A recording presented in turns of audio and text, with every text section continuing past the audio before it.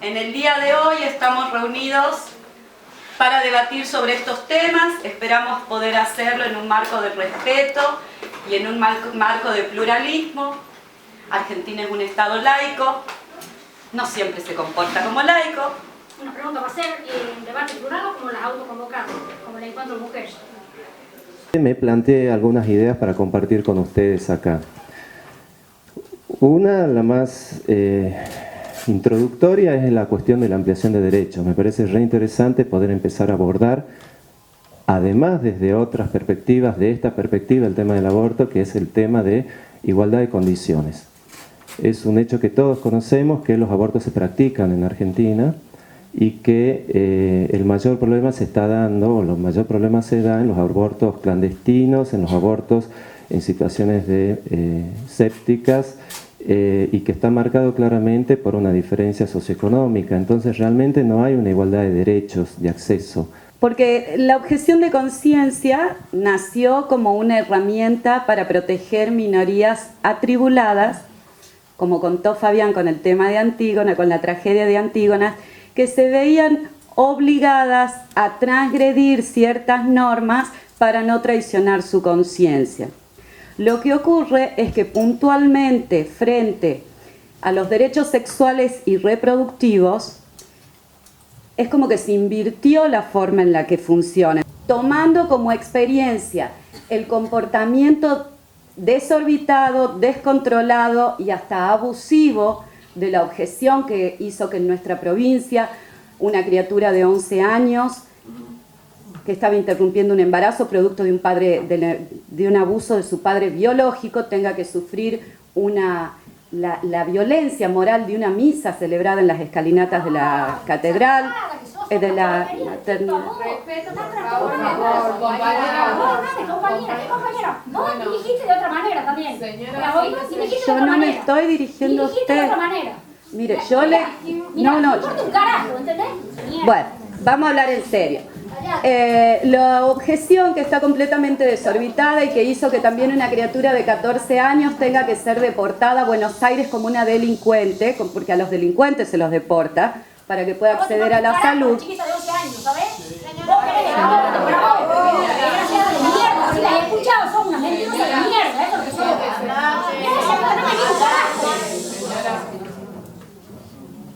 Como verán, es muy difícil discutir cuando la voz se levanta, pues yo podría decir, la voz se levanta cuando se acaban los argumentos. Yo lo que estoy argumentando... ¿Me podés dejar terminar? Porque vos sos mentirosa. Porque vos sos mentirosa y usas palabras que te hacen la pluralista, pero estás metiendo tu veneno de mierda. Pero me deberías dejar terminar de hablar. Habla bien si no querés que yo me pare. Si no, me interrumpe hasta las 6 de la tarde. Tienes que ser respetuosa. Bueno. Perdón, todavía la compañera no terminó. Yo no terminé de hablar.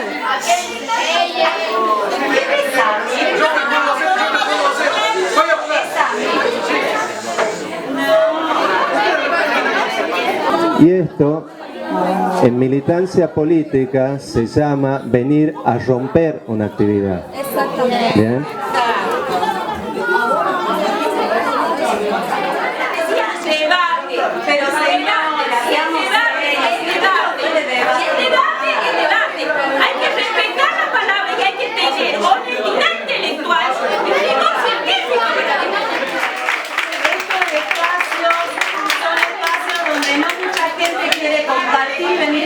En un panel, porque la verdad que son espacios donde los grupos rupturistas son altamente violentos. Este panel y vamos a seguir el que viene. ¿No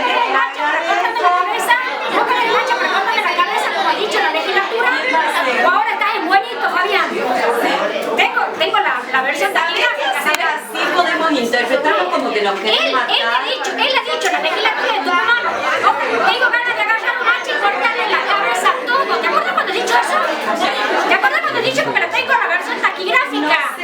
La tengo la versión taquigráfica.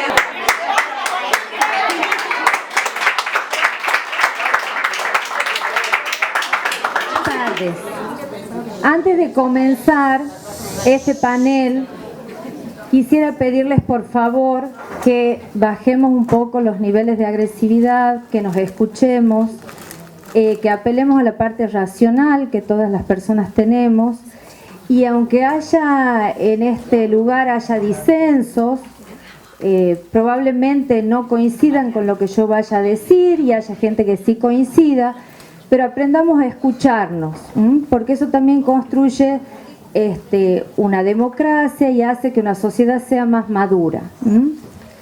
Bien, yo voy a hablar de la causal salud, y cuando me refiero a aborto legal me estoy refiriendo al aborto no punible, es decir, aquel aborto que está permitido por nuestra legislación, que está permitido desde el año 1921. En el caso, pueden disentir con lo que yo estoy diciendo, pero no es falso lo que estoy diciendo, ¿no? Es aborto legal porque la ley lo permite. Entonces, yo voy a hablar desde ese lugar. Yo voy a hablar desde lo jurídico y voy a tratar de ser lo más técnica posible.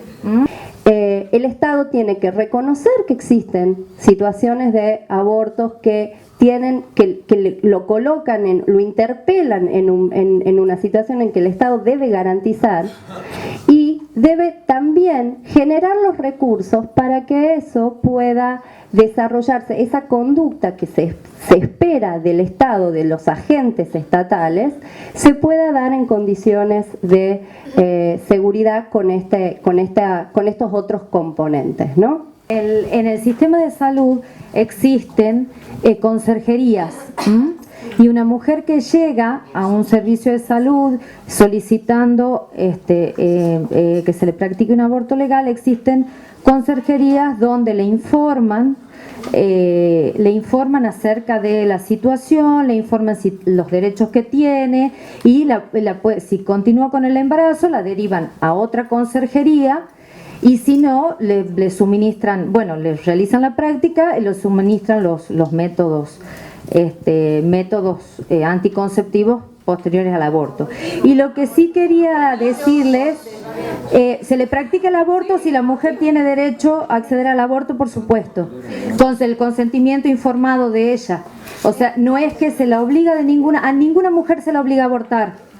A ninguna mujer se la obliga a abortar, sino que se le informa, y esta información debe ser veraz, debe ser completa, debe ser actualizada, debe ser científica, respetando la autonomía de la mujer. La otra pregunta: ¿cómo es eso de aborto legal? Es un delito contra el derecho humano a la vida de la persona por nacer. Es aborto legal porque es un aborto permitido por la ley, por eso le digo aborto legal. Delito de aborto no punible sería. Hola Mara, vos sos abogada, si está en la ley es legal. Querida, está en el Código Penal, por eso es delito. No es un delito. No, tengamos honestidad intelectual. Yo les estoy hablando con honestidad intelectual. En el artículo 86 del Código Penal, desde el año 1921, está esta posibilidad. Y desde el momento que está en la ley, permitido por la ley, yo le llamo aborto legal. Perdón, ¿qué ley? ¿Me puede decir el número de esa ley, por favor, doctora? El Código Penal. El artículo 86 habla de la única dos excusas absolutorias para el delito de aborto no punible. No confundir el aborto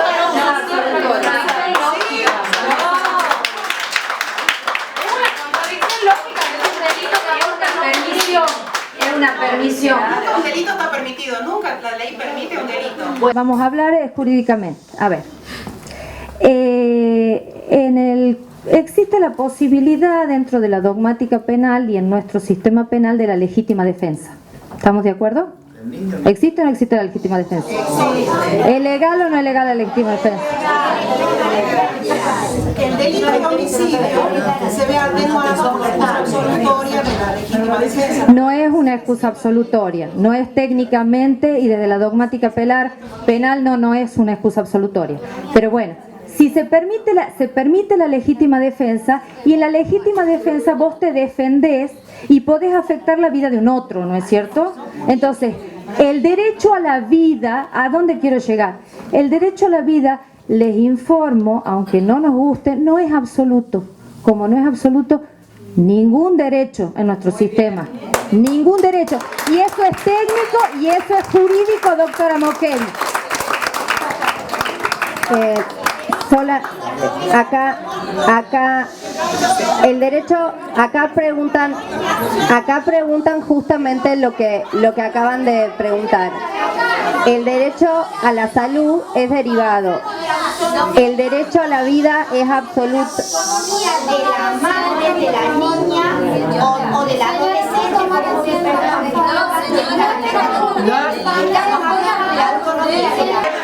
Yo creo que hemos dado respuesta a todas las preguntas que nos... Les leo la pregunta, que el tópico que propone es jerarquía de derechos.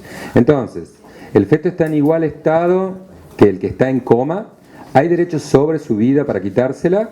La respuesta del público es no. Entonces, el Estado, ¿cuál derecho a la vida jerarquiza? ¿Jerarquiza moralmente a la mujer? ¿No se viola el principio de igualdad? Buenísima la pregunta, excelente la temática. Vamos a ver. En líneas generales, fíjense ustedes cómo uno puede razonar. ¿El feto está en igual estado que el que está en coma? En alguna medida sí. Así como, en esto después si querés te doy, vos lo podés ver desde otro lugar. Así como hay, a ver, ¿cómo les puedo explicar? Así como hay seres humanos que no son personas, por ejemplo el que está en coma, podemos discutir acerca de si es persona o no es persona, si está vivo o si está muerto. ¿Por qué? Porque la ablación de órganos que se produce en una persona que tiene un encefalograma plano no provoca la muerte, ya está muerto antes. Se lo declara muerto en base a un determinado criterio y como consecuencia de ese criterio se hace la ablación de órganos. Esa entidad que tenemos ahí es un ser humano y aún así no lo consideramos una persona.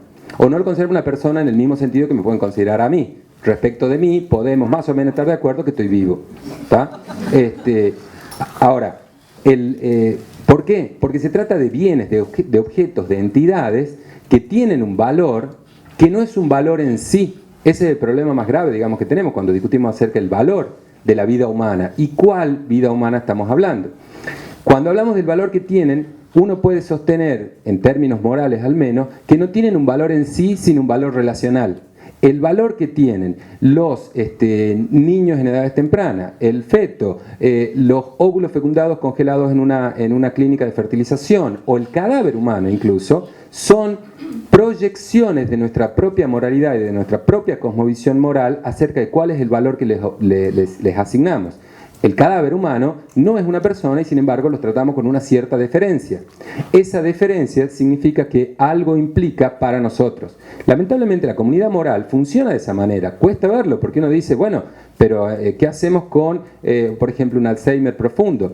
La explicación que suele darse es, bueno, hay también una rememoración acerca de la persona moral o del sujeto moral como parte de esa comunidad que nos justifica un trato deferente o un trato preferencial. La cuestión está, ¿hay derecho sobre la vida del feto para quitársela? Bueno, ahí entramos en la parte ya más normativa.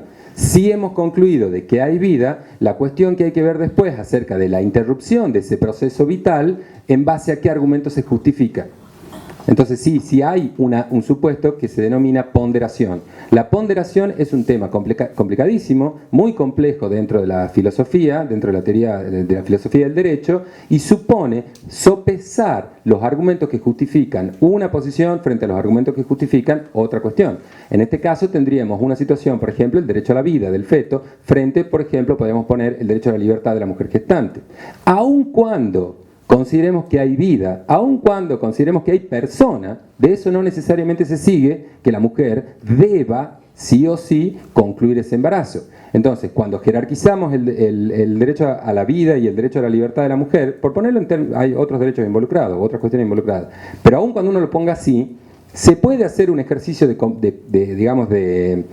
ponderación en donde la sola circunstancia de afirmar de que hay vida en el embrión no conduce a la afectación del derecho a la libertad de la mujer. En cambio, la argumentación referida a que la mujer es una persona, que un ser humano vivo, que puede elegir sus planes de vida, que tiene derecho a que no haya una interferencia estatal perfeccionista sobre su vida, tiene derecho a concretar esos planes y todo lo demás, a la autonomía, al permiso, hay una serie de categorías, conduce a decir sí, en ese contexto, el derecho a la vida del embrión, sobre todo en las etapas tempranas, cede, es menor. Las obligaciones, hay un autor incluso que dice las obligaciones morales con relación a un feto de menos de 12 semanas son inexistentes. no hay una auténtica obligación moral con respecto de aquello que no tiene ni siquiera una cresta neural o que no sabemos ni siquiera acerca de si va a ser uno o varios organismos. Dice, con respecto al límite de la edad gestacional, ¿cómo se articularía con la causal salud, ejemplo, salud mental, cuando la mujer decide interrumpir después del primer trimestre?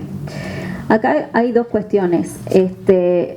A ver, si nos referimos, digamos, al sistema como está planteado hoy por hoy en Argentina, con los permisos del 86, no hay plazos, ¿sí? No hay plazos cuando hay causal. Si la salud de la mujer corre peligro, o está en peligro su vida, o este embarazo es producto de una violación, no hay plazo. Va a haber siempre, nunca va a ser justa la situación.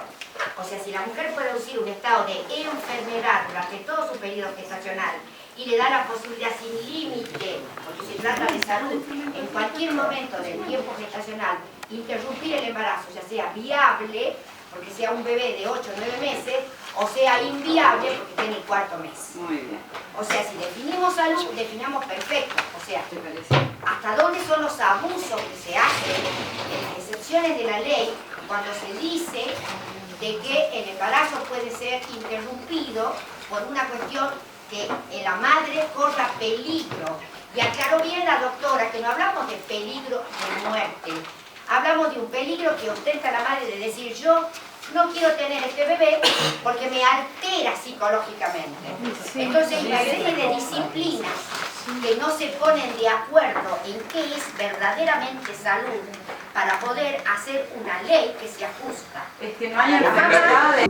Si hay tantas discusiones acerca de qué es salud, qué es vida, qué es esto, qué es lo de más allá, hay que tener mucho cuidado con la intervención estatal, que no puede justificar cualquier, digamos, una determinada posición moral por encima de la otra. Entonces, esa consecuencia es que la salud implica un terreno en donde vamos a debatir acerca de cuál es la concepción actual acerca de la salud. En ese momento, en ese contexto tenés muchas modificaciones legislativas a nivel nacional, entre ellas la Ley de Salud Mental, que es un gran avance, que en el caso de Tucumán ya se dictó una adhesión a la ley nacional, se creó el órgano de revisión y se está avanzando en los procesos de desmanicomialización. Esa salud plena e integral es la que permea en todos lados y nos queda discutir, digamos, hasta dónde, qué es lo que queremos ver acerca de en qué consiste la salud y cuál es la salud que queremos deparar a sus amigos. Muchas gracias. Muchas gracias. Como no hay más preguntas, se cierra este panel y se pasa al próximo panel.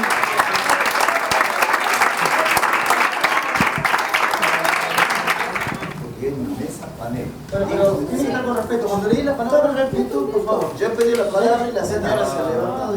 Hay una forma de interrumpir legalmente un embarazo que está dentro del protocolo que ha publicado Nación la semana pasada y está publicado en la página web del Ministerio de Salud de Nación, que es mediante el uso de medicamentos. Me parece importante, antes de que hable Malena, ¿por qué es importante la tarea de las socorristas? Porque si bien el aborto en nuestro país, el aborto voluntario no es legal y el aborto en casos en los que sí es legal es negado en muchas oportunidades a las mujeres, las socorristas se ven obligadas a reciclar en cierta forma el incumplimiento del Estado y terminan poniendo el cuerpo para hacer frente a una gran injusticia en términos de género y de derecho y sobre todo una gran injusticia social. Entonces el aborto farmacológico es una muestra, junto al trabajo de las socorristas, de que la ley no es lo que soluciona siempre las cosas. Yo no soy abogada. Soy activista feminista de la Campaña Nacional por el Derecho al Aborto Legal, Seguro y Gratuito y miembro de la colectiva feminista Socorristas en Red de Socorro Rosa Tucumán, que forma parte de Socorristas en Red. Antes de empezar un poco con lo que había escrito y un poco con las estadísticas, quería decir que, bueno, es una realidad que más allá de lo que dicte la norma legal, de lo que diga el derecho internacional, de lo que digan las leyes de Argentina y de lo que diga la señora que se fue muy aireada, las mujeres abortamos igual. En Argentina abortan alrededor de 500.000 mujeres al año y esa es una realidad. Según el subregistro del Ministerio de Salud de la Nación, mueren alrededor de 100 mujeres al año en este país a causa de abortos inseguros. En nombre de la campaña les quiero agradecer a los y a las panelistas, en primer lugar, porque hubo partes de este foro que fue fácil de asimilar al trabajo insalubre, entonces la verdad que lo agradezco doblemente. Agradezco también a la gente respetuosa que se quedó. Agradezco a la irrespetuosa porque siempre sirve como detonante para recordar por qué necesitamos pluralismo, por qué necesitamos fortalecer la democracia y por qué necesitamos un debate robusto, incluso en torno a los temas que no nos gustan o que no nos resultan simpáticos. Creo que eventos como los de hoy nos recuerdan que nos queda un trayecto largo por recorrer en el cual bajo la apariencia de la defensa de gente inexistente, atacamos a la gente visible y existente que está parada acá o sentada hablando. Así que bueno, muchas gracias, triunfó la democracia, creo que el objetivo era que esta jornada no se haga, la hicimos, gracias a todos y a todas. Aborto legal, seguro y gratuito.